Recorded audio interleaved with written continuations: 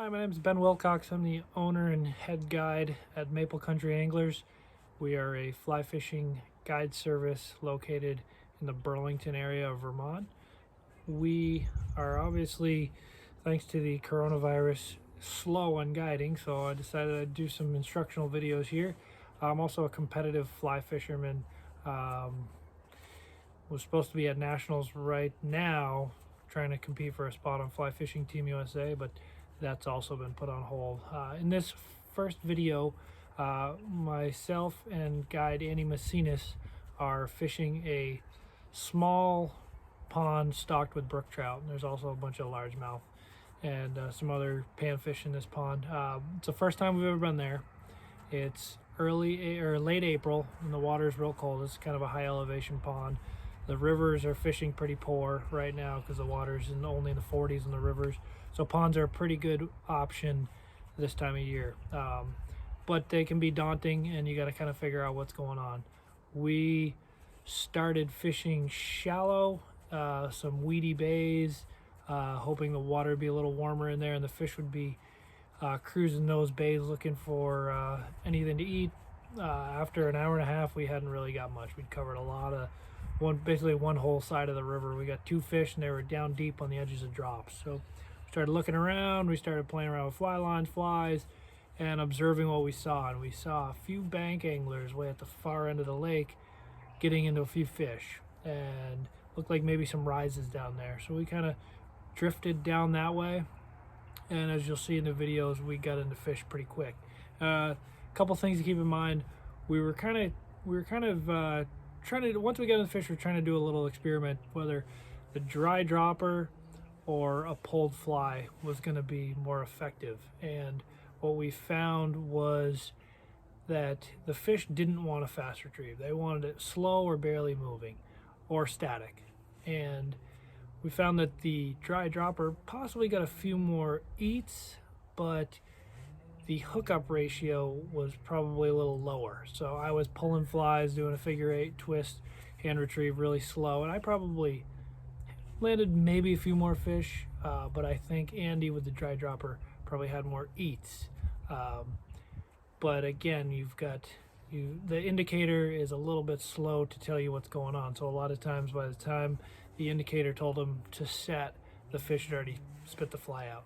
So just as you watch this video, just watching how I'm pulling that fly line in, and just the subtlest tightening of the fly line is my indication that a fish took.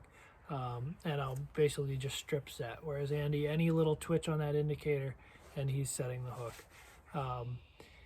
And let me know if you have any questions, and hope you enjoy. We're gonna go over fishing some still water tactics on a pond we've never fished before. We know there's brook trout in here that they stock, and I don't know what else is in here, so we're gonna try to find the fish here. I think they're gonna be shallow. We'll probably start with floating lines along the edges. I don't think they'll be real deep, and we'll keep switching up flies and lines until we find what level the fish are on and what they're keying into, and we'll try to give you some tips as we go along.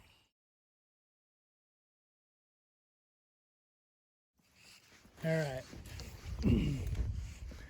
Andy's got on a dry dropper, and I got a fish.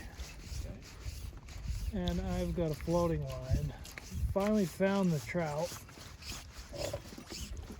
And we're trying to figure out what works best.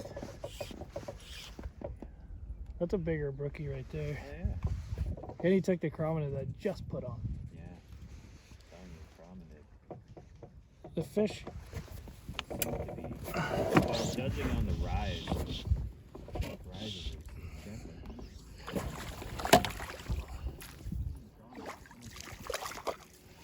That's a nice fish. yeah.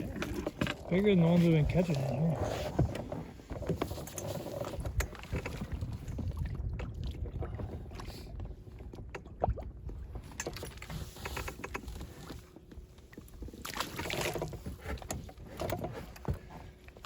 All right. So again, we're trying to figure out if the dry dropper is going to outfish a pulled fly. Right now it's been pretty close.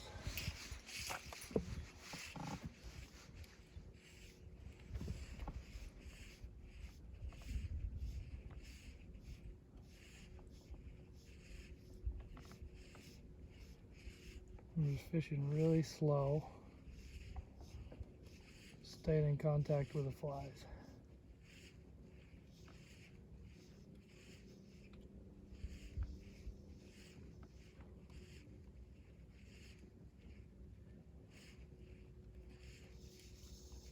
Andy's definitely had maybe more bites,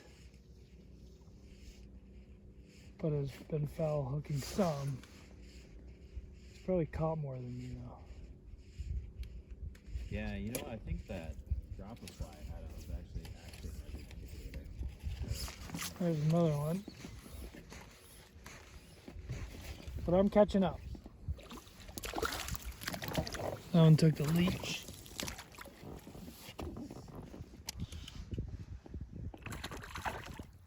I'm gonna go just with the dead drift. See what happens. And then pull once. You got one. Oh, almost doubles.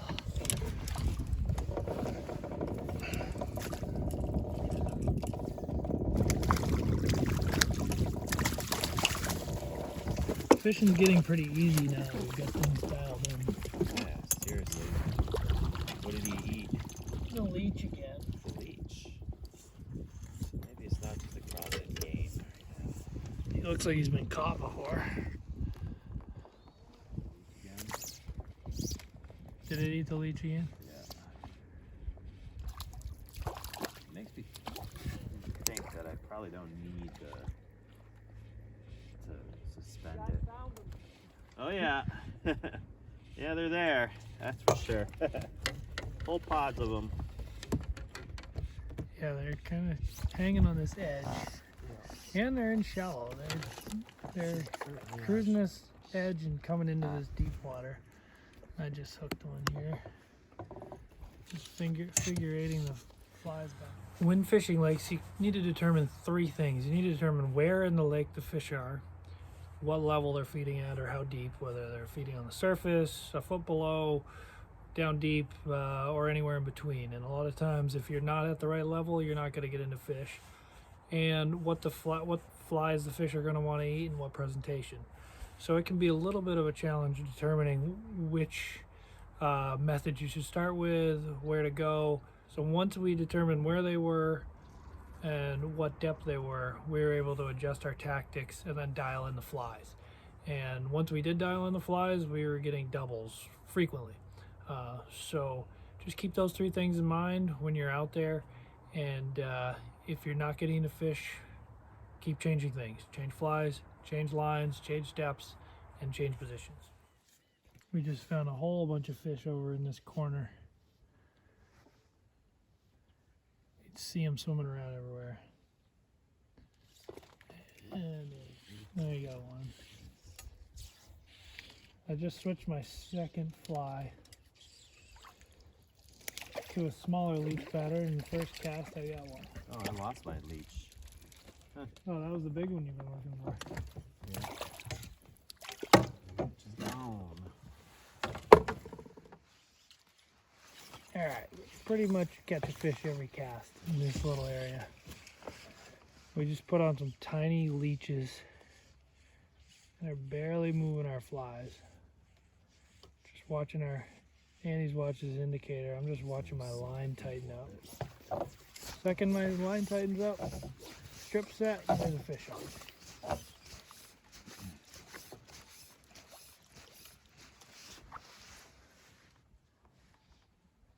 And I just, we got two on at the same time.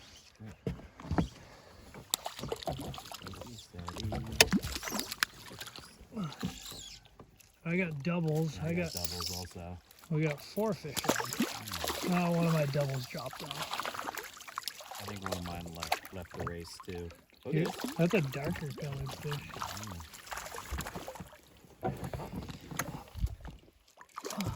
What is with this one? There's 4 fish in one cast. Could you tell me about this one, Ben? Oh, that one is a darker fish. And drop the second one in the net. I'm gonna have a giant tangle. Well, We're gonna call it for the day. We have done what we came here to do. Caught a lot of fish. Figured out the flies, figured out the tactics, and now we're gonna go home. Yeah. All right, well, here are the flies that worked today. So Andy was fishing his larger chrominid. What size is it, Andy? This was a size 12, but it was on a triple extra long hook. So it's just like a pheasant tail body almost with a... Yeah, it has a And little white. hot spot collar. It's long and thin, but it also has I have a white tuft in front coming out the front of the bead. And he was just fishing that under an indicator, giving it a little jig every once in a while, and there's fish almost every cast. And I was fishing this tiny little leech. It's also a good river fly. I actually tied it up for the ISO hatch, and today was the first day I fished it in a lake, and it was crushing fish. And then this little bit bigger leech right here with a